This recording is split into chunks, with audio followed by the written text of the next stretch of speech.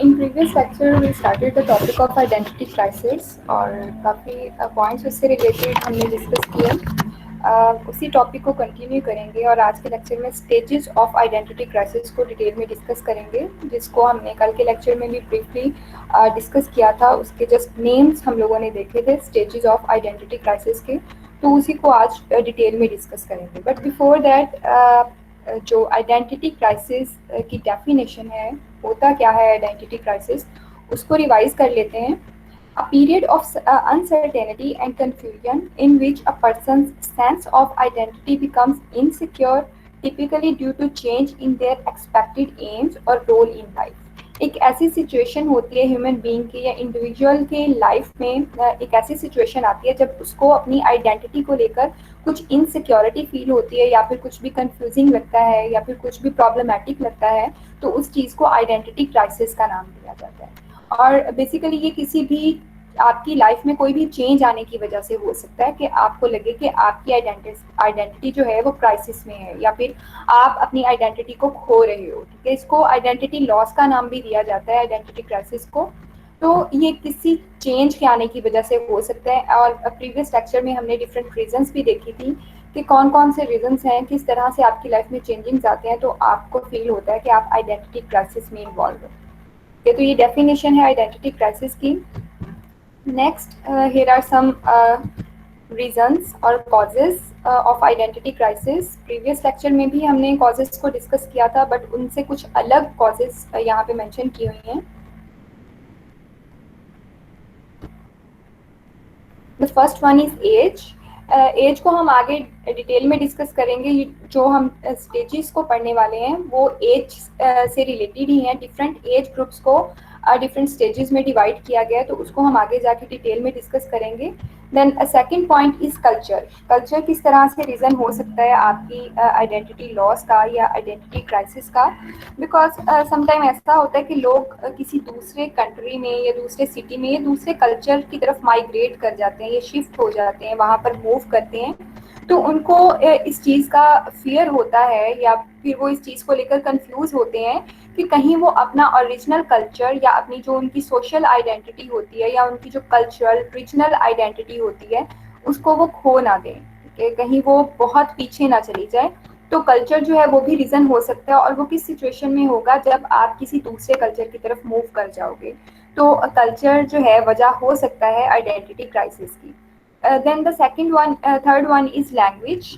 Language जो कि बहुत इम्पॉर्टेंट पार्ट होता है किसी भी कल्चर का, या फिर आपकी आइडेंटिटी का भी इम्पॉर्टेंट पार्ट होता है। और हमने प्रीवियस लेक्चर में इसकी इम्पोर्टेंस को भी डिटेल में डिस्कस किया हुआ है कि जो लैंग्वेज है वो सबसे इम्पॉर्टेंट एक एलिमेंट होता है किसी भी कल्चर का। और अगर लैंग्वेज किसी भी कल्चर में या कहीं पे भी जहाँ पे आप रह रहे हो, अगर वहाँ की लैंग्वेज ख़त्म होना शुरू हो जाती है, तो ऑटोमेटिकली आपकी आइडेंटिटी भी ख़त्म होना शुरू हो जाएगी, या फिर आपकी आइडेंटिटी क्राइसिस में चली जाएगी। तो लैंग्वेज का ख़त्म होना आपकी आइडेंटिटी के लॉस की तरफ ले जाता है, आपको आइडेंटिटी क्राइसिस की तरफ ले जाता है। Then stressors in life. कोई भी ऐसा स्ट्रेस वाला कोई मूवमेंट है आपकी लाइफ में, या फिर कुछ भी ऐसा ट्रॉमेटिक सिचुएशन आ गई है आपकी लाइफ में, कोई ट्रेजेडी है, कोई रिलेशनशिप ब्रेक हुआ है, या फिर कुछ भी ऐसा जिसकी वजह से आप स्ट्रेस में हो, डिप्रेशन में हो, तो वो चीज़ भी आपको आपकी आइडेंटिटी को क्राइसिस की तरफ ले जाती है। और इससे रिलेटेड भी हमने कल के लेक्चर में कुछ रीजंस को देखा था, जैसे कि जॉब लॉस की वजह से भी हो सकता है आप स्ट्रेस में चले जाओ, किसी रिलेशनशिप के ब्रेक होने की वजह से, मैरिजेस के ब्रेक होने की वजह से, and there are many other reasons जिसकी वजह से आप स्ट्रेस में जा सकते हो, या फिर कोई भी ट्रॉमेटिक सिचुएशन हो सकती है आपकी लाइफ में। तो अगर कुछ ऐसी सिचुएशन है तो आप आइडेंटिटी क्राइसिस में इन्वॉल्व हो सकते हैं। Then the last one is fear. किसी भी चीज़ का डर आपके अंदर अगर हो तो वो आपकी आइडेंटिटी को जो है उसमें एक गड़बड़ पैदा कर देगा। आपको लगेगा कि आपकी आइडेंटिटी जो है वो लॉस हो रही है। वो किसी भी चीज़ का फ़ियर हो सकता है, जैसे कि प्रीवियसली हमने देखा कल्चर को खो जाने का डर। अगर आप कहीं और किसी एरिया में मूव कर जाते हो, माइग्रेट करते हो, तो आपको लगता है कि आप अपनी कल्चरल आइडेंटिटी को खो दोगे, तो ये उस चीज़ का डर है आपके अंदर। या फिर आप रीजनल आइडेंटिटी को, आप अपनी सोशल आइडेंटिटी को खो दोगे।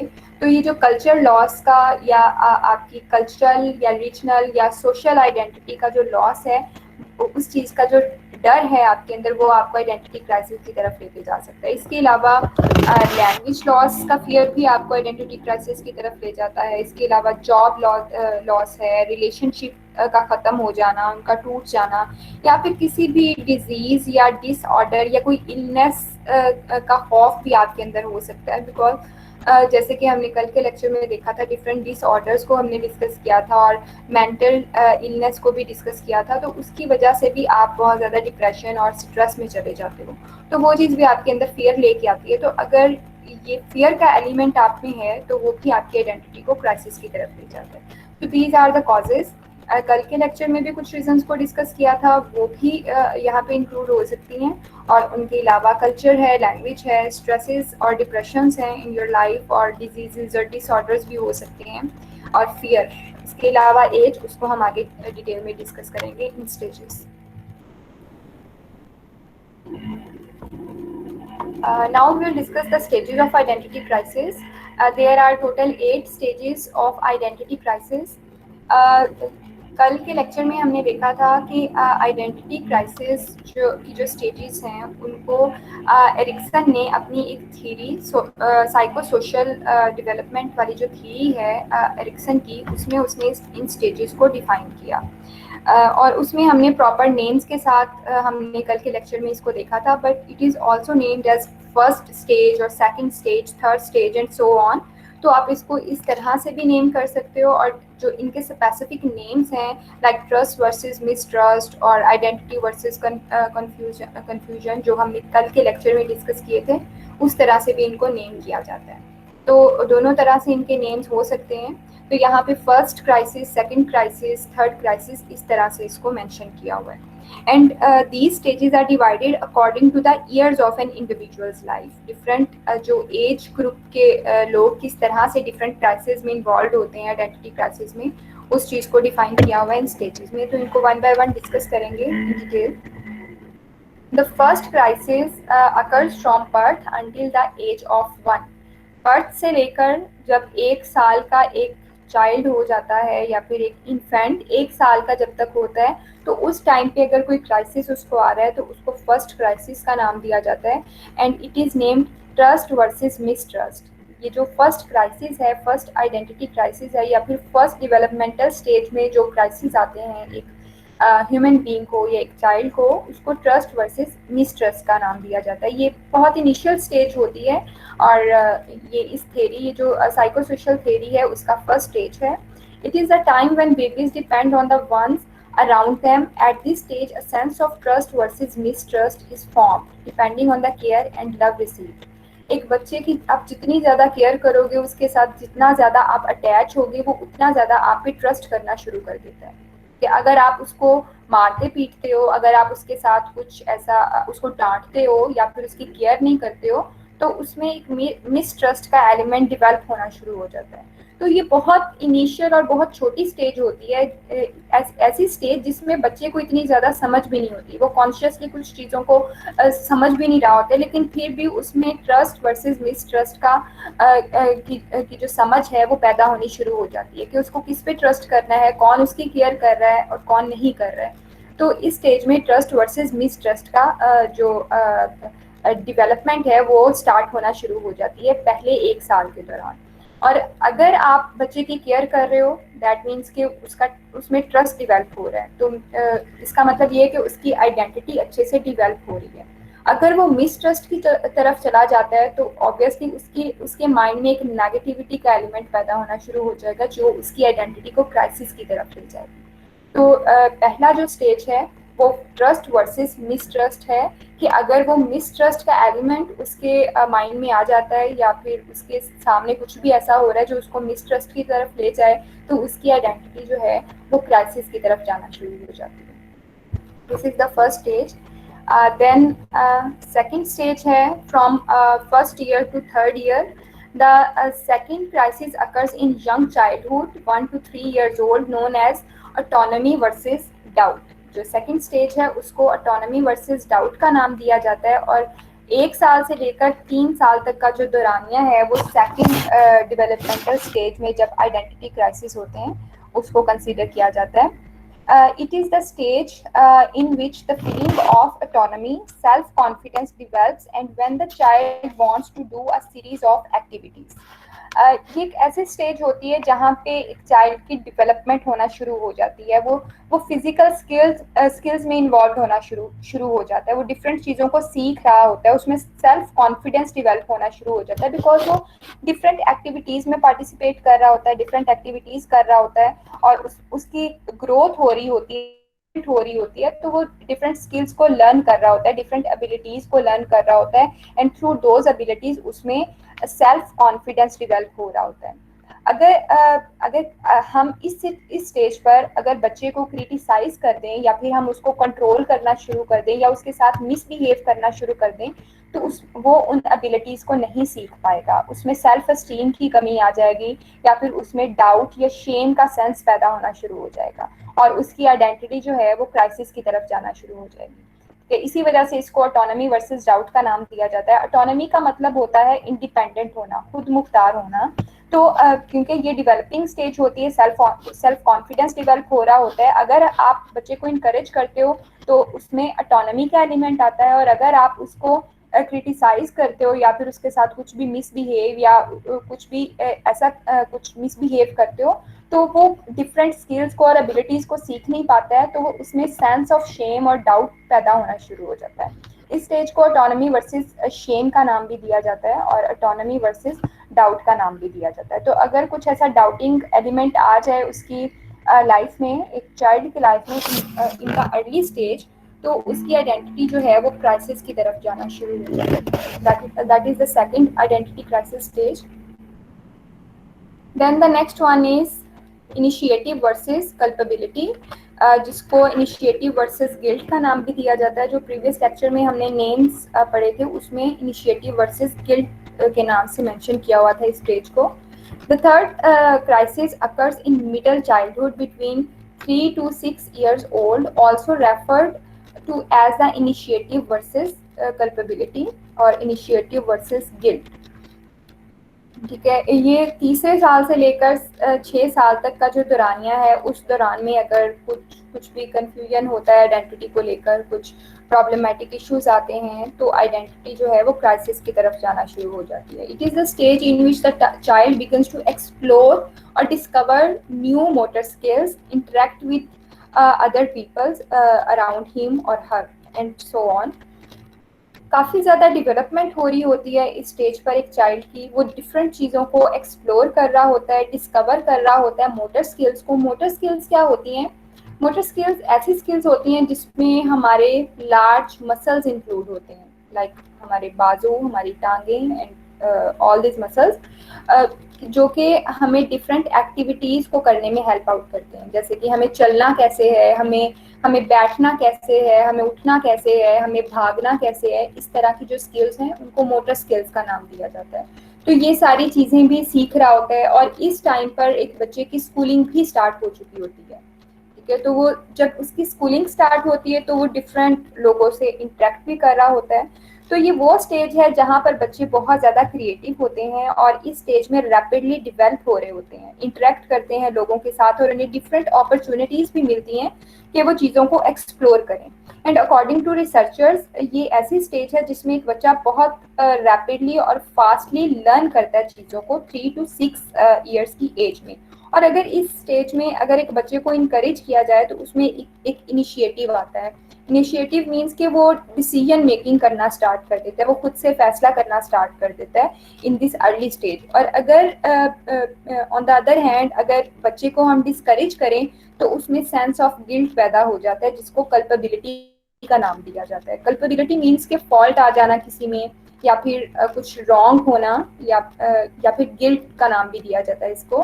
तो अगर आप डिस्करेज करते हो बच्चे को या फिर कुछ भी ऐसा नेगेटिविटी का एलिमेंट उसके सामने आता है या उसके माइंड में बैठ जाता है, तो वो जो है उसमें सेंस ऑफ गिल्ट पैदा हो जाता है। ऑन द अदर हैंड अगर आप उसको अप्रिशिएट करते हो, अगर आप उसको इंकरेज करते हो, तो वो इनिशिएटिव लेगा, वो डिसीजन मेकिंग करेगा और चीज़ों को और अच्छे से लर्न करेगा और एक्सप्लोर करेगा, बिकॉज वो उस टाइम पे मैम बहुत सारे। मेंटलिज्म की थ्योरी आएगी ना, नॉम जी चॉम्स नॉम चॉम्स्की की जो मेंटलिज्म की थ्योरी है वो वाली आएगी ना इसमें, positive feedback and negative feedback.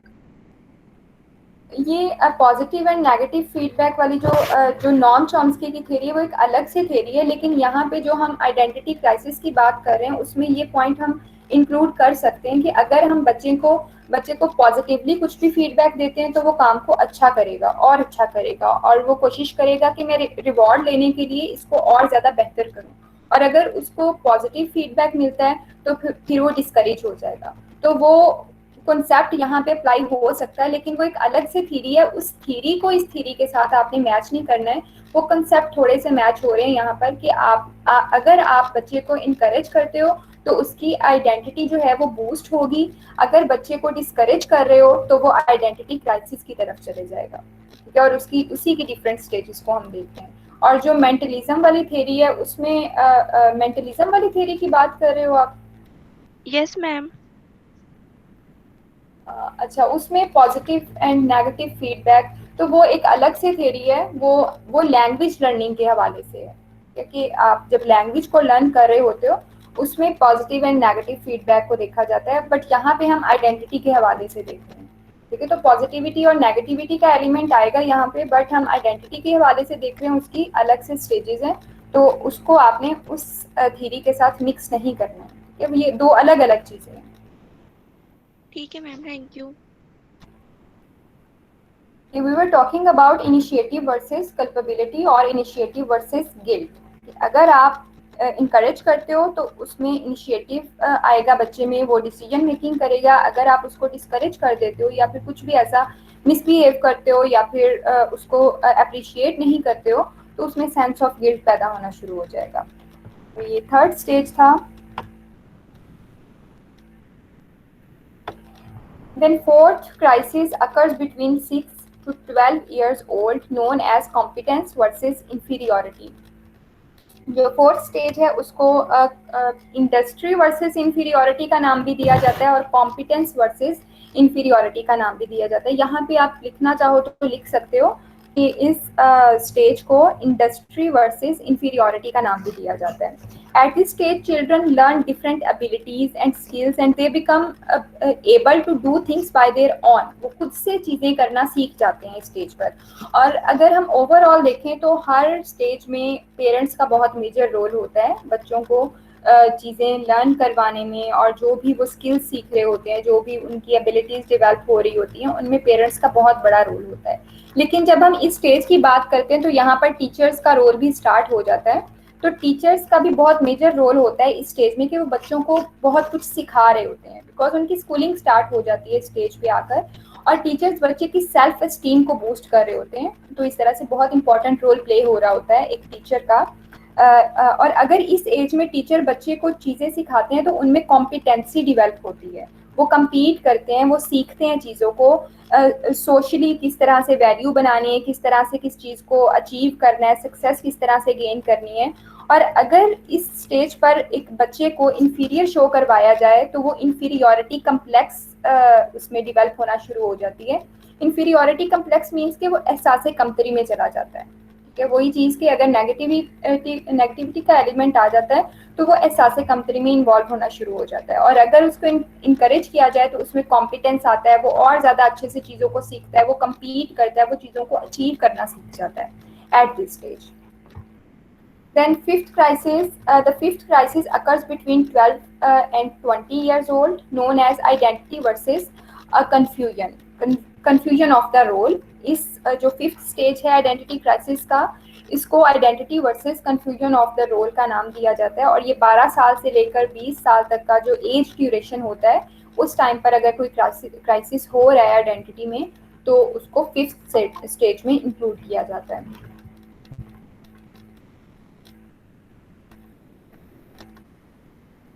It is the stage in which adolescents seek to develop their own personal and professional identity and also form specific sexual behaviors.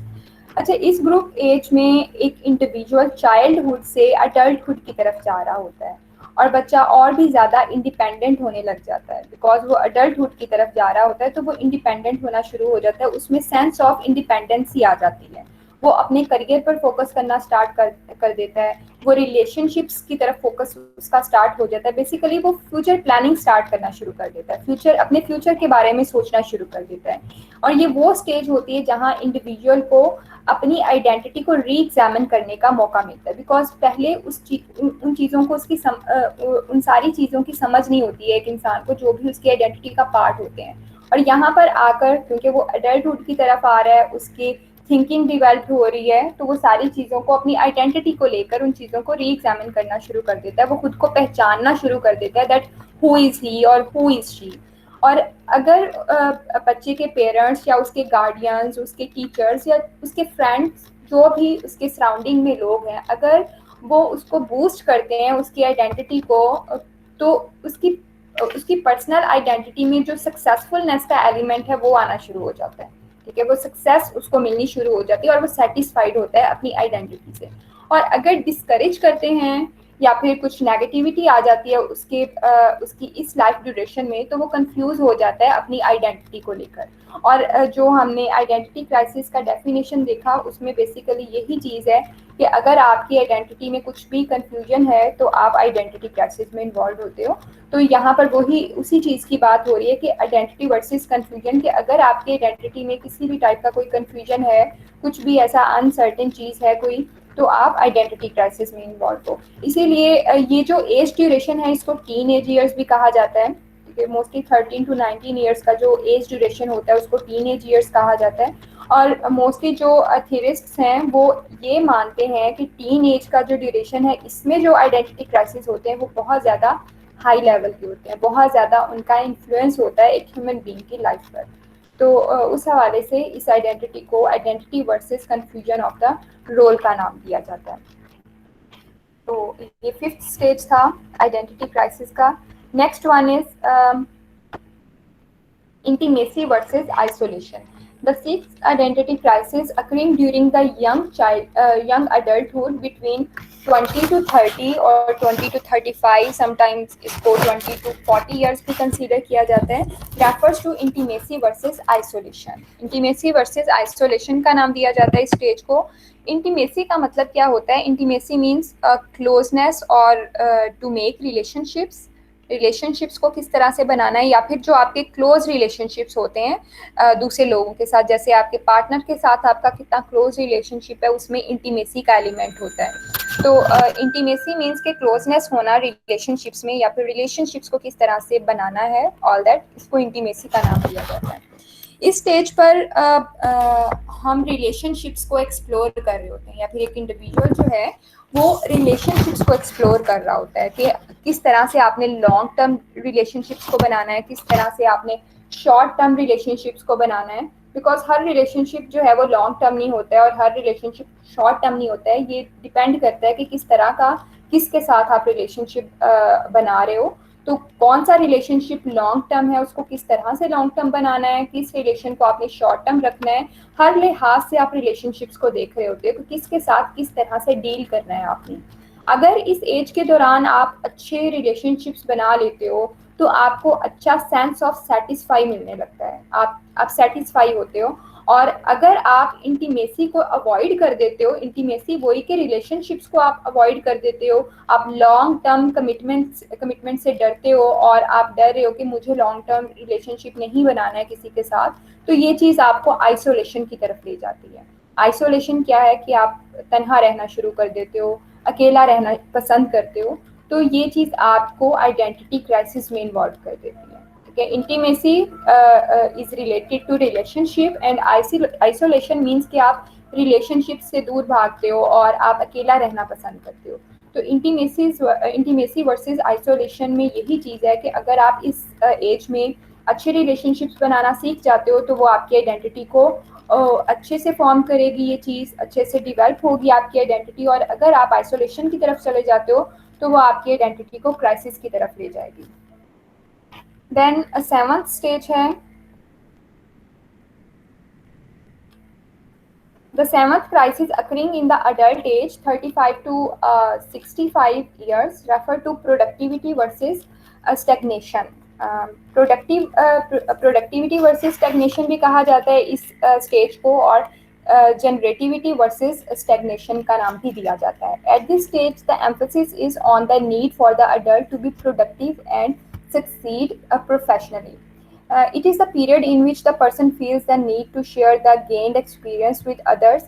इस स्टेज में आपका फोकस जो होता है वो करियर पर होता है, आपका बहुत ज़्यादा फोकस आपके करियर पर होता है। आप बहुत सारी चीज़ों को प्रोड्यूस कर रहे होते हो और आपको प्रोडक्टिविटी में सक्सेस जब मिलने लगती है तो आपकी आइडेंटिटी बूस्ट होना शुरू हो जाती है। ठीक है, तो प्रोडक्टिविटी का जो यहाँ पे एलिमेंट है, दैट मीन्स कि ये वो स्टेज है जहाँ पे आप प्रोडक्टिव काम कर रहे होते हो, आप productivity, sense of productivity develop हो रही होती है। और अगर आप चीज़ों को जनरेट कर रहे होते हो तो अगर आपको सक्सेस मिलती है तो वो आपकी आइडेंटिटी पे अच्छा इफेक्ट डालती है। लेकिन अगर आप किसी फेलियर का सामना करते हो, फेल हो जाते हो किसी भी चीज़ में, या फिर आपको सक्सेस नहीं मिलती है, तो आप अनप्रोडक्टिव हो जाते हो, आप स्टेगनेंट हो जाते हो। जो सेकंड टर्म है यहाँ पे, प्रोडक्टिविटी वर्सेस स्टेगनेशन। स्टेगनेशन का मतलब है having no flow in life, और अनप्लेजेंट हो जाना या फिर अनप्रोडक्टिव हो जाना। तो ये स्टेगनेंट का एलिमेंट आ जाता है आपकी लाइफ में। अगर आप किसी भी फेलियर का सामना करते हैं तो वो चीज़ आपको आइडेंटिटी क्राइसिस की तरफ ले जाती है। That is the 7th stage.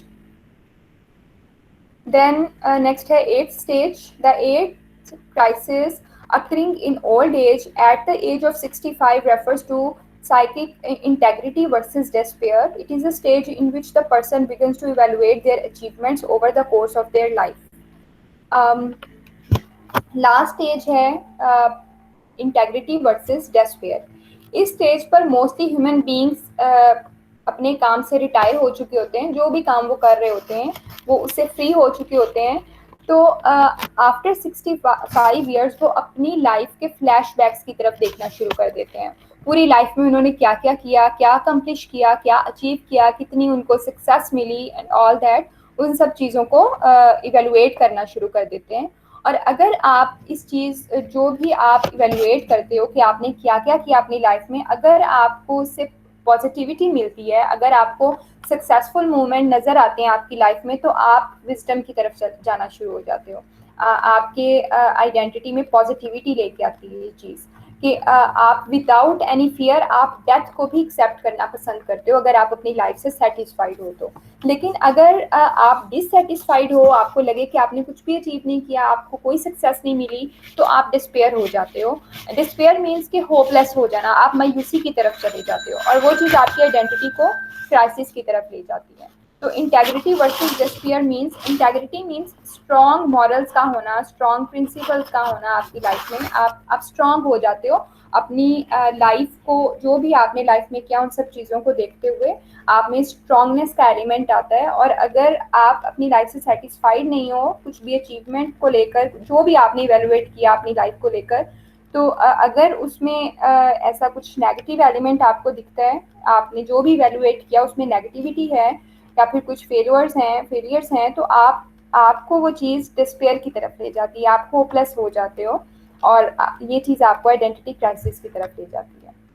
So these are the 8 stages of identity crisis.